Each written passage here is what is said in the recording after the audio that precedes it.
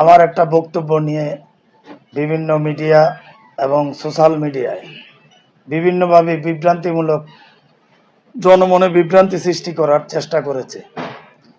আমি আসলে বিষয়টা হলো যে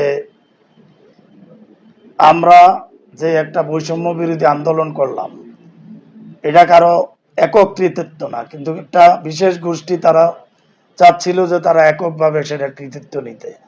তো এখানে বিএনপি সহ সমমনা গণতান্ত্রিক দলগুলা এই বৈষম্য বিরোধী আন্দোলন ছিল। এই বৈষম্য বিরোধী আন্দোলন করা হয়েছে অন্তর্বর্তীকালীন সরকারের সময়ে। যারা দায়িত্বে ছিলেন, একজন উপদেষ্টা কুমিল্লার, মুরাদনগর বাড়ি, তো স্থানীয় সরকার উপদেষ্টা আসিফ মোহাম্মদ সজীব ভুইয়া, তো ওর এলাকায় ওর উপজেলায় বিভিন্ন প্রকল্পের নামে এডিবি এবং রাজস্ব তহবিল থেকে, আমাদের কুমিল্লা জেলা পরিষদ থেকে, জেলা পরিষদের মাধ্যমেই 15 কোটি টাকার প্রকল্প নিয়েছে মুরাদনগর। আরেকটি উপজেলা পাশাপাশি যিনি সমন্বয়ক ছিলেন,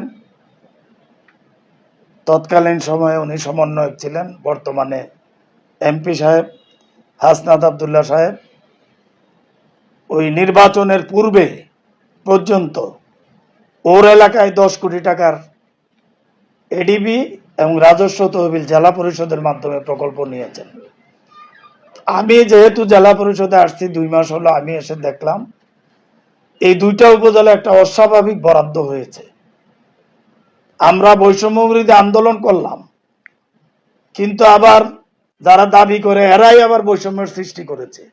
এই বিষয়টাই আমি বোঝানোর চেষ্টা করেছি, কারণ এই বরাদ্দটা তো স্বাভাবিক বরাদ্দ না, এটা একটা অস্বাভাবিক বরাদ্দ দুইটা উপজেলায়। কারণ আরো তো আমার জেলায় 17টা উপজেলা আছে, অন্য উপজেলাগুলো তো ওই ওই তৎকালীন সময় 5 লাখ, 10 লাখ, 26 লাখ এরকম করে বরাদ্দ পাইছে। কিন্তু দুইটা উপজেলায় 10 কোটি প্রায়, আরেকটাতে 15 কোটি প্লাস, এখানে প্রায় 25 কোটি টাকার প্রকল্প তারা অস্বাভাবিকভাবে বরাদ্দ নিয়েছেন এডিবি এবং রাজস্ব তহবিলের। সেটাই আমি বলার চেষ্টা করেছি, বোঝানোর চেষ্টা করেছি, এটাই। আমার তো আর অন্য কোনো না। বিষয়টা হলো যে এটাকে আমার এই বক্তব্য কেন্দ্র করে একটু ফোন আলাপ হয়েছিল হাসনাত আবদুল্লাহ সাহেবের সাথে। উনি এই জিনিসটাকে জনমনে বিভ্রান্তি করার জন্য আমার কথাগুলা কাট করে ছোট্ট একটা অংশ দিয়ে জনমনে বিভ্রান্তি ছড়ানোর চেষ্টা করেছে।